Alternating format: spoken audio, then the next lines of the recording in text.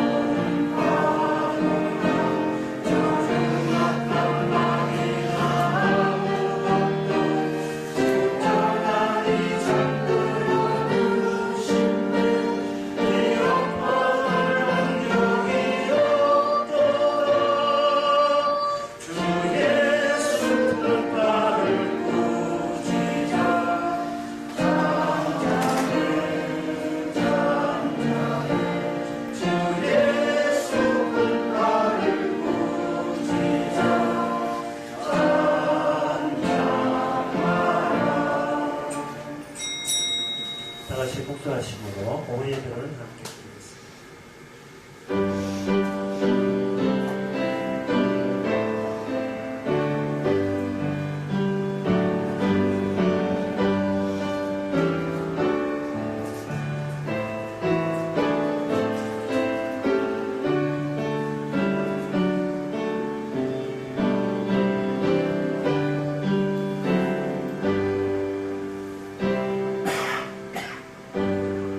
내가 무리의 비방을 들어오며 사방에 두려움이 있나이다. 저희가 나를 치려 하려는 할 때에 내 생명을 빼앗기로 꾀하였나이다. 여호와여, 그리하여도 나는 주께 의지하고 말하기를 주는 나의 하나님이시라 하였나이다.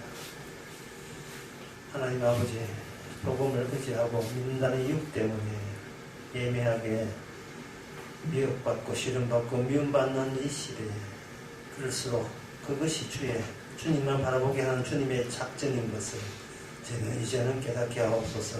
예수님의 이름으로 기도합니다. 찬송가 204장.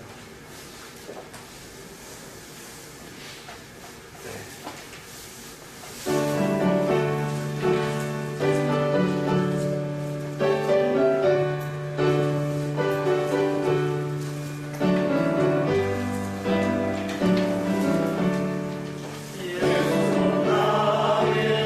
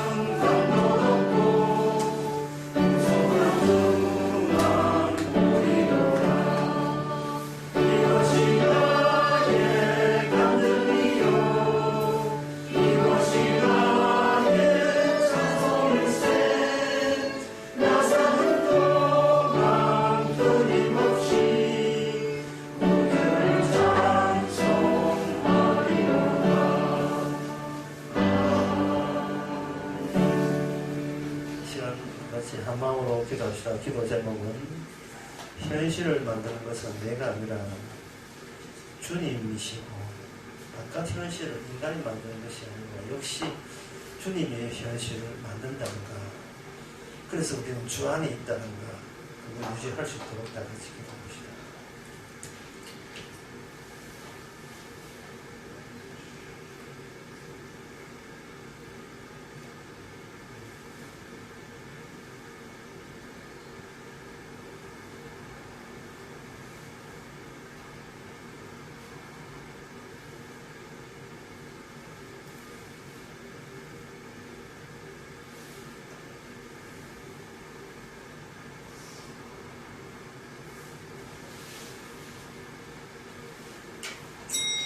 하나님 아버지, 머리카락 하나 뽑히는 거, 발걸음까지 헤아려 주시는 하나님. 세상 온통 주께서 일으키는 풍파여, 주께서 일으키는 일들이 지척에 깔려있는데, 우리는 그게 보이지 않고, 내가 했다, 네가 했다, 코앞에 있는 단순한 마음으로만, 세상 사람의 마음으로만 생각했던 저희들, 이 시간 주께서 어떻게 이 세상을 이런 식으로 펼쳤는지를 말씀을 통해서 넓게 볼 수 있는 안목을 허락해 주시옵소서. 예수님의 이름으로 기도합니다.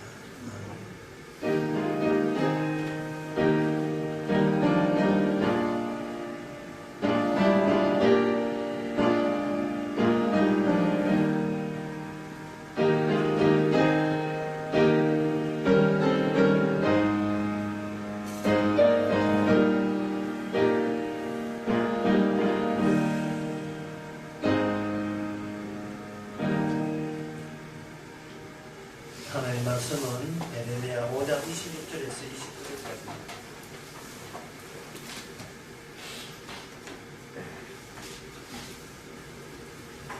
내 백성 너희 중에 악인이 있어서 새 사냥꾼의 내복 함같이 지키며 덫을로와 사람을 잡으며 조롱의 새들이 가득함같이 너희 집들의 속임이 가득하도다.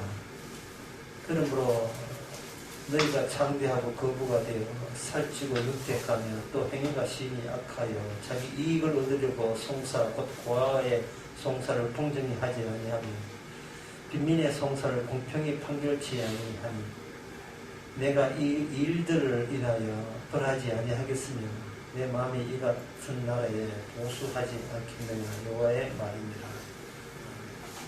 보복한다, 복수한다. 이것은 같은 편에 속했을 때 상대방 이 같은 편에 주님이 같은 편을 힘들게 했을 때 상대방에게 가하는 조치죠.